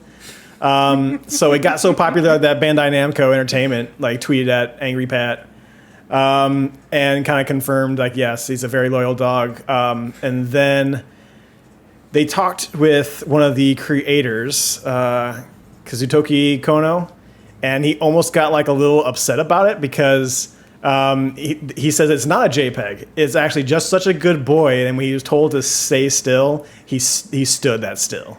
And it was actually supposed to be a video, like a video of the dog. So he says it's not a Oh, JPEG. like it's like the actual dog actor. Okay. Yeah, and then the dog is just being super obedient and just standing very still or sitting very still to where it looks like a JPEG. Now, if I were to go back to there, I probably don't think I would see the dog panting or his mouth or tongue moving at Yeah. all. So I don't know if I believe that, but I'll take their word on it since I did not make this. But why would you just not render a dog? Like you rendered this So, entire cutscene. that dog- Why would you use a real dog I don't or know. But JPEG? that dog is one of the developers' dogs. So it's one of the people who Okay. actually Oh, there you go. put up a game with his Alright. dog. And right as it became super popular, he says, "So I have a bit of depressing news to share. It is about our now famous loyal canine companion. I heard of the rest of the staff that he had passed away shortly after the photo was taken. We are surely best to have known you. May you rest in peace." The photo. So it was a photo. Photo was taken. Yes, so shortly after this, the photo, he said photo right there, I know. Yeah, it's not video. So, yeah, unfortunately, it passed away shortly afterwards. But yes, it's a fun little kind of story that kind of popped off as just something that became like a meme. And if you look at it, there are so many other memes of just that dog that people put in. Like, there's an anime one with someone like grabbing somebody's throat, and it's just a dog. Like, Now it makes sense why I saw one of that dog sitting on heaven's stairs. Yeah. The best part about it, though, is that I don't understand why they would get upset about it, because it did become a meme, but it wasn't like a meme in like a bad way. It was a wholesome one. Like everybody was just like, look at this dog. And also, if I was that developer, I'd be stoked, because now it's like your dog is now like double Internet famous. Like double like history thing. Like it's immortalized in the video game, but then also people are like, what a good boy, blah, blah, I think blah. the reason he was upset is because he got lost in translation. He probably thought the dog was being made fun of in like a mean way, when it really was more of a heartfelt thing, and he probably didn't understand the mean culture around the dog, so he got a little defensive about it. But either way, it's like Harada being not understanding why people want the little Waffle House to be a stage in Tekken. If he gets upset, why is everybody keep asking me about Waffle House? My favorite, as somebody that doesn't care about Street Fighter, my favorite part about that story as an outsider, but somebody that has lived in the South and has, we all know Waffle House, right? Mm-hmm. I love the fact that at first he's like, I don't understand it. Why does everybody want it? But then followed up with, but I've had conversations with people at Waffle House because you all want it so bad, and it's very hard to get like somebody to say yes and put it in the game. So it's like, I don't understand why you want it, but like, hey, if you want it that much, like, I'll see what I can do. Yeah, he's been trying to get people to explain to him in Japan, like other people, like people that he works with, and he's like, we just, you're not going to get it. It's weird. And I was like, no, dude, you're going to have to have. You're going to have a Japanese American come and explain it to you. Like, we just need to send you some videos of people getting their shit kicked in a Waffle House. Yeah, because some people did. People sent him that, and he goes, I don't understand. Like, it's just people being mean to each other. Like, I don't get it. Like, yeah. It's ridiculous. Yeah, he doesn't understand why it would be so great in Tekken. It'd be so perfect, but yeah. Also, as I was diving into this, kind of trying to find more stories to talk about, I was starting to find out like the Liberty, that big giant airship, was like modeled after a couple of other ones. So like if you go into it, I feel free to wiki at this, but a lot of the airships are obviously modeled after real life ones. Yeah. So it's like a shorter version of the one you see. It's just kind of squished up a little bit and has less propellers on it. But like, that's 100%. And probably no drones or force field. Yeah. But yeah, it's. Yes, yeah, they do model a lot of their stuff after in-game planes. Yeah. Yeah, it was cool. It's well done. Cool. All right. Well, that is part 2. We have part 3 coming up next week, and then we're going to finish off with part 4 of Ace Combat. I hope you're all enjoying this. Very fun game, and I think we're all enjoying it. And in the meantime, I'm going to figure out what we're going to play. I have it narrowed down to a couple of things. Okay. I'm trying to decide what I think would be best. But luckily, I'm sure they're just games that are off Prestonized list because you still haven't added to it. That's rude. I have added to it. Clearly, nobody's opened it in a while, so go after yourself. Oh, in a while, the past month or two. Yeah. If we've had that thing for like a year and a half. Hey, man, I know I felt bad the other day. I was coming up with ideas. I was like, I should put my ideas on here. Yeah, put it on the notes. Now we're all going to look. Well, don't look. You'll know soon. So, all right, everybody. Well, thanks for hanging out with us once again. We can't wait to catch you next week with that, Preston. You know what to do. Yeah.